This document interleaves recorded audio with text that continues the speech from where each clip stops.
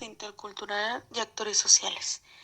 ¿Qué es la cultura hegemónica? Muy bien, la cultura hegemónica es un concepto paralelo a lo que el sociólogo Pierre Bourdieu llamaba violencia simbólica, que designa dominación de la sociedad, es decir, el poder que tenían ciertas personas hacia la sociedad culturalmente diversa por la clase dominante. También es dominada control político dentro de la filosofía y la sociología. En política es el método geopolítico que denomina imperialista indirecto. Bien, la hegemonía cultural es un término desarrollado por Antonio Gramsci para analizar las clases sociales y la superescultura. Proporciona que las normas culturales vigentes en una sociedad son impuestas por la clase dominante, que es la burguesía o altos políticos como actualmente podemos mencionarlo, de manera que no deberían percibirse como naturales, sino reconocidas por una construcción social y cuyo instrumento es dominación de clase. La práctica sería indispensable para una liberación política e intelectual del proletariado. Vamos a hablar que la burguesía son las personas de alta sociedad, adineradas, mientras que el proletariado es toda aquella clase trabajadora en los que estamos la mayoría de la sociedad, reivindicando y creando su propia cultura de clase. También nos habla del neoliberalismo racional. ¿Qué es el neoliberalismo? Es una teoría política y económica que entiende reducir al mínimo la intervención del Estado. También es una forma de liberalismo que apoya la libertad económica y el libre mercado para toda la sociedad. Catherine Walsh reflexiona sobre la manera en que la interculturalidad está emergiendo como paradigma y proyección social, político y epistemológico, impulsado por los pueblos indígenas y de origen africano en el Ecuador. Se trataría de un aporte original porque, según afirma, supera el modelo multicultural propiciado por el Estado ecuatoriano y busca deconstruir las estrategias políticas, culturales y epistemológicas a través de las cuales se les ha subalternizado y excluido. Según sostiene Walsh, es necesario tener en cuenta que las diferencias que separan a los pueblos no parten de la etnicidad en sí, sino de la experiencia de subalternización social, política y cultural de los grupos de los conocimientos. De este modo, la propuesta intercultural implica necesariamente implementar una política de subalternización y decolonización. Para algunos de los movimientos afroecuatorianos e indígenas, la interculturalidad no está limitada al campo político o al acceso de la estructura estatal. Ellos la conciben como práctica contrahegemónica que busca revertir la identificación de algunos conocimientos como legítimos y universales y la relegación de otros a saberes locales o al folclore.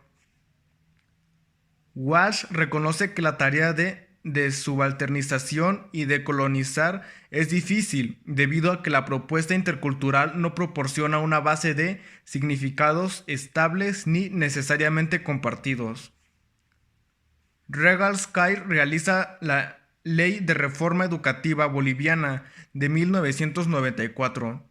Dicha reforma define como sus ejes fundamentales la interculturalidad y la participación popular, reconoce que el sistema educativo reproduce la denominación colonial y neocolonial y que para combatirla los programas de estudio deben valorar y mantener la oralidad, centrada la atención sobre todo en la visión cultural que ésta expresa.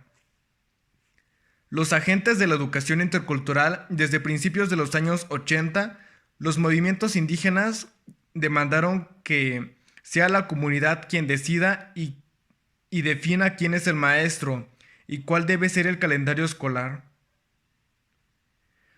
No obstante, pese al lenguaje radical de los textos básicos de la reforma, esta no concibió ninguna atribución a la comunidad indígena y delegó todas las competencias al maestro como agente estatal y portador único de la autoridad pedagógica.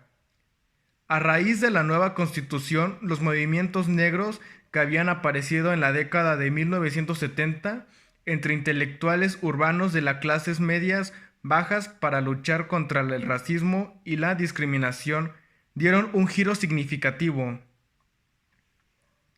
En la actualidad, ellos se organizan en torno a la demanda territorial y tienden a dar mayor protagonismo a las poblaciones rurales negras.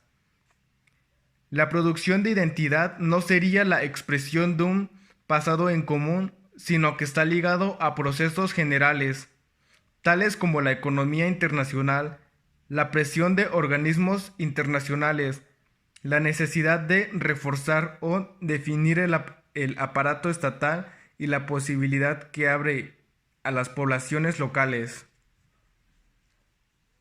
De este modo, la etnicidad puede ser usada como una estrategia para avanzar intereses grupales o como una manera de insertarse dentro de procesos mayores.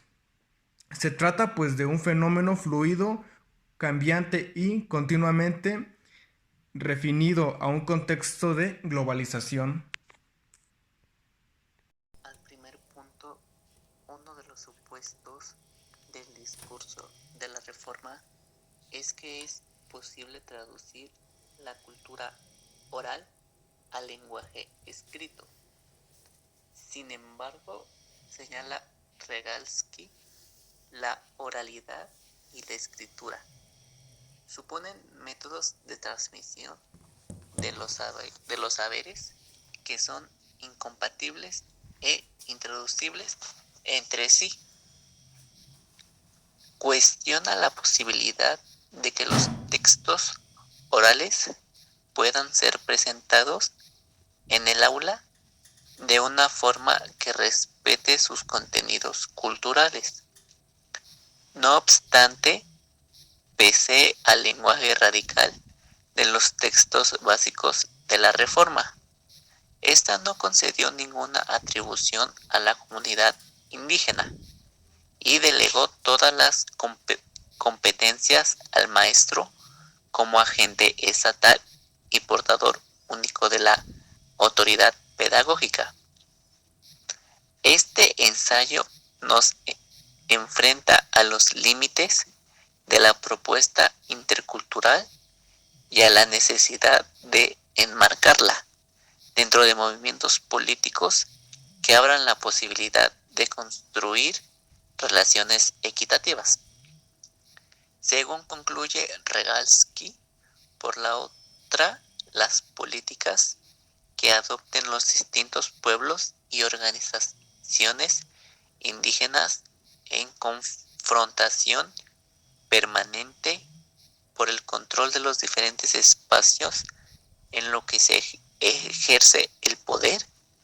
De lo contrario, la política intercultural será tan atravesados por diferentes socioeconómicas.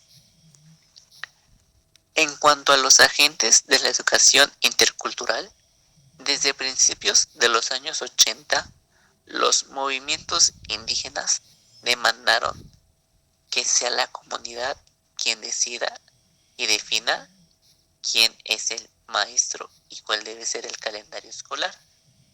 Este ensayo da una lucidez apabulante.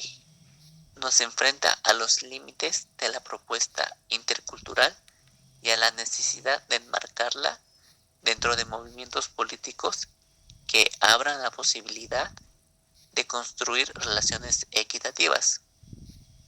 De lo contrario, la política intercultural será una estrategia más para resolver el conflicto social, que a la larga contribuye a la supervivencia del propio aparato burocrático de nominación. De acuerdo con Urrea y Hurtado, desde los finales de la década de 1980, Colombia atraviesa una profunda crisis de institucionalidad política en medio de un amplio debate sobre la necesidad de poner en marcha la descentralización política, por lo cual la nueva ideología de los organismos internacionales, Banco Mundial, Naciones Unidas, etc., ha introducido la interculturalidad como eje de sus políticas sociales y como requisito para asignar recursos monetarios. A raíz de la nueva Constitución, los movimientos negros que habían aparecido en la década de 1970 entre intelectuales urbanos de las clases medias bajas para luchar contra el racismo y la discriminación, por lo cual, de este modo, la etnicidad puede ser usada como una estrategia para avanzar intereses grupales o como una manera de insertarse dentro de procesos mayores. Se trata pues de un fenómeno fluido, cambiante y continuamente redefinido a un contexto globalizado. El equipo 2 les da las gracias por su atenta atención tanto a nuestros compañeros como al profesor. Participantes: Fanny, Daniel, Antonio y Abigail.